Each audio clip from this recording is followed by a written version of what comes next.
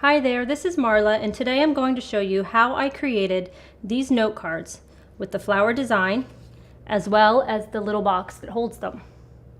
This project can also be found on page 9 in the current issues of Scrapbook and Cards Today. The main products featured in this project are pattern papers from Pebbles and the stamps and dies from Lawn Fawn. Specifically, I used Judy's blooms for the stamps, and then the stamps and die coordinating sets that are awesome. We'll also need cardstock, Versamark, you'll need stamping block, some stamping ink that's black, a marker, some brads, and then some mini pearls and adhesive. To begin, I have a 4x4 card base, just a 4x8 piece of cardstock that I folded in half to make this little 4x4 card. I added some pattern paper that's a 1/2 inch shorter than the cardstock beneath it, and then I added some of the faux stitching with my black marker. Next, I made, on this card it's a blue banner, but I'm going to have a pink banner to make it a little bit easier to see. There's a pink banner that I made from a 1.5 inch by 3 3/4 inch of pink cardstock, and then I just cut the little tails on one side, and then I added a scrap of pattern paper that I scalloped the edges on, and I added 2 white brads.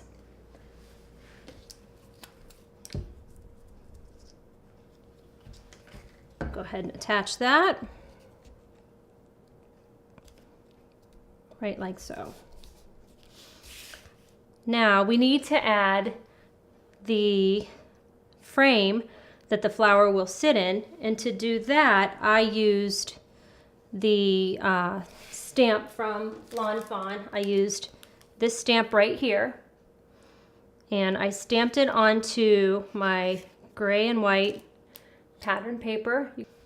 Now that you have the image stamped, you're going to take the coordinating die. You can see a little bit of washi tape on there right now, but you are going to put that over top of your stamped image. The washi tape's going to keep that from tearing the paper when you pull up that die, and you're going to run that through your die cut machine. And now you have this little frame with a black stamped edge, and it's perfectly die cut. So now you want to take this frame and you want to back it. I backed it onto a piece of white cardstock, and then you can place that right down, adhere it over top of your banner. And now it's ready for the flower detail. And to do that, I used, again, the Lawn Fawn stamps. I used the largest flower. That's the only one that I used here, and I stamped it multiple times, and I'm going to show you how I did that right now on 2 different colored cardstocks. Here I used a dark pink and a light pink. So we have our 2 pieces of cardstock. And what I'm going to do is take that stamp that I have on a stamping block right now. I'm going to ink it with some Versamark, and then I'm going to stamp that inked image onto the cardstock. And I'm going to do that twice for the darker shade and once for the lighter shade. So stamp it into the Versamark, then cover it with embossing powder. I used a white embossing powder that I sprinkled on top of the Versamark stamped image, used my heating tool, and it comes out looking like this. This is embossed in white. So I did 2 of these in the darker color, and then I did 1 in the light pink color. Now you'll see that my pink image has quite a few X's on it, and I did that because in order to make the flower,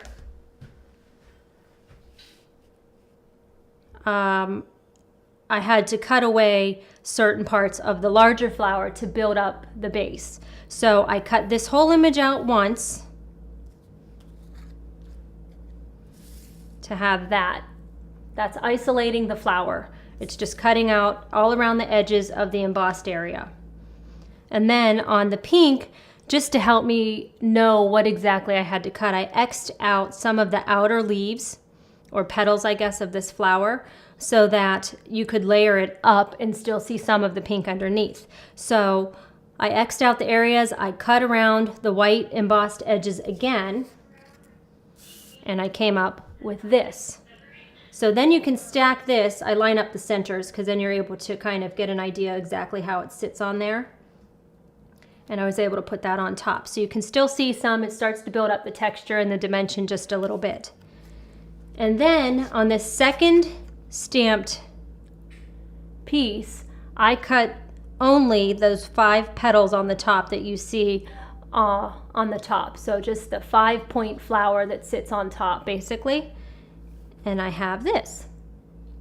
So lining this one up as well with the other 2 layers, I ended up with this flower that has a lot of dimension, a lot of texture. It came from one stamp that you embossed 3 times and just cut out. This flower will then sit inside of the frame that we created. Got a little wonky because I didn't adhere it yet. And then I added in my finished card, I added some pearl details to the center of the flower. Again, it gives it just a little more dimension. You can see the flowers here stick up a little bit. You can use dimensional adhesive in there if you wanted a little bit more, but I found just using a simple glue dot in between gave it just enough to pop off the page. And then you just need to add your sentiment along the bottom. I overlap the bottom of the frame a little bit, and there you have your cards. That's exactly like the ones that I made. You can do different colors. You can, let me move these up a little bit. Here I did it in the blue and the yellow design, and even though they're different colors, the palette still coordinates, and you have a nice little collection of note cards. So that's how I created this particular flower design note card. Now for the box that holds the little cards, it's slightly bigger than 4 inches, but it fits these cards perfectly, and it's a great gift for someone or just to have sitting out. I started with a sheet of cardstock. Now my color's different than what I started with because I used like a golden yellow for this particular one, but I thought this showed up better in the darker color. So I started out with a sheet of cardstock that is 8 inches by 8 1/4 inches. And then what I do, I find I just put 8 along this side and 8 1/4. I think it's easier to mark it. It's in pencil, you can always go back. And then if you do decide to cover your box like I did with some pattern papers, it's gonna cover up anyway. So to begin, I have a scoring tool and a board that I use, and along the 8-inch side, I put the 8-inch side at the top. I'm going to score at the 2-inch mark and the 4-inch mark. And then I'm going to rotate my paper.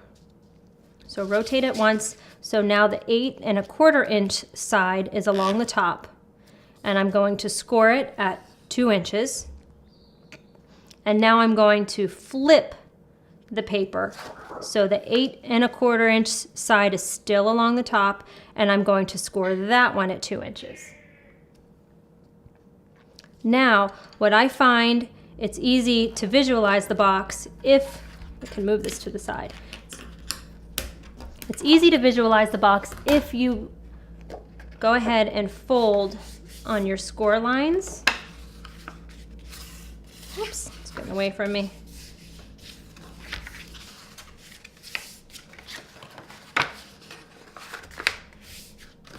Okay, and then you can kind of see how the box is going to sit, with this being the bottom, and these are going to be the sides that it will fold in.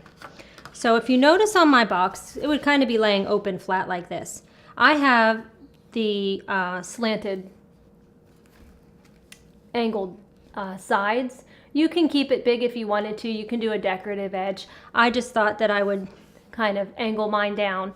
To do that, I measured down on each side, the two longer sides, 2 inches down from the top edge on both sides. 2 inches down, and I made a mark with my pencil. And the same thing over here, 2 inches down, and then I made a mark with my pencil. And then what you're going to do is trim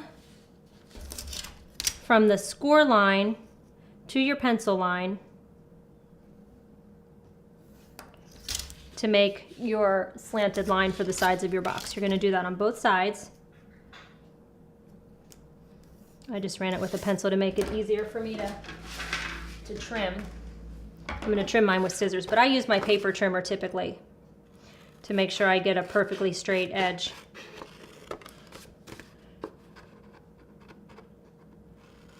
So we trim these to get that nice little slant on the side.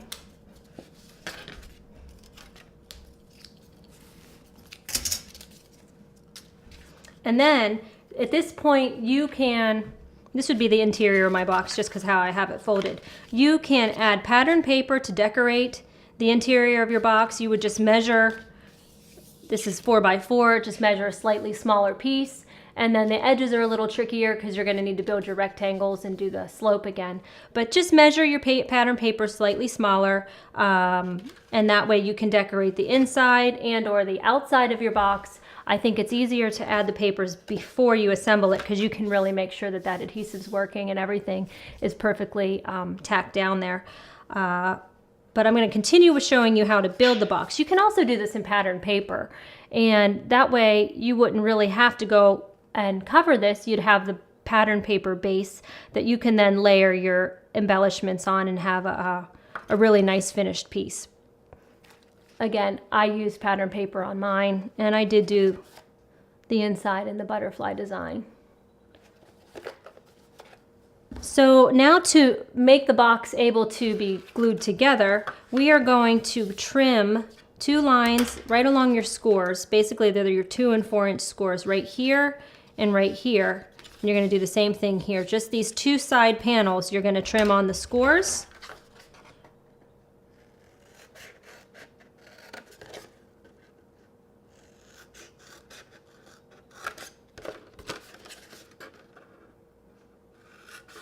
Let's see, 3, probably not being as precise as I could be.